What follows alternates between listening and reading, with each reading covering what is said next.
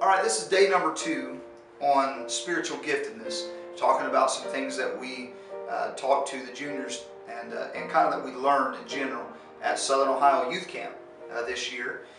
And in Daniel chapter 1, verses 3 and 4, where we're going to be reading from today, we talked yesterday about understanding our gifts, and today we're going to talk about, and really for the next 3 days, we're going to talk about searching for our gifts in discovering, developing, and delivering our gift. Daniel chapter 1, verses 3 and 4 says, "And the king spake unto Ashpenaz, the master of his eunuchs, that he should bring certain of the children of Israel." You have to understand that he wanted a specific type of person.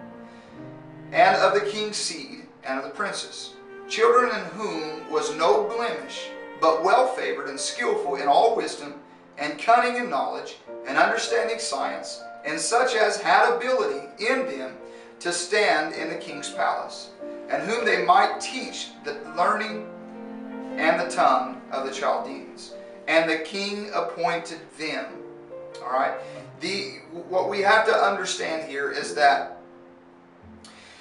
the king was looking for someone specific. He was looking for someone who had specific abilities. And the first thing they had to do is they had to discover these different abilities that they had.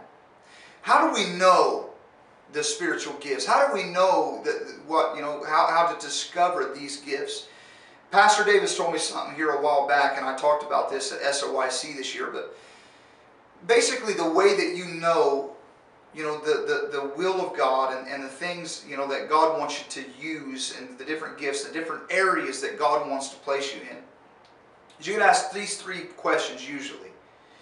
Whatever makes you cry, whatever makes you dream, and whatever gives you energy. What are you saying, Brother Jerid? I'm talking about, first of all, whatever makes you cry. What is it that really gives you a passion, that makes you, it makes you feel emotion in your life? Now, not all the time is the things that make us feel emotional right, or not all the time, but when it comes to spiritual things, if you can feel a burden and see a vision for a specific thing, then a lot of times that's where God wants you to put your energy into, is a place that He's placed upon, or calling that He's placed upon your heart, and that burden that you feel.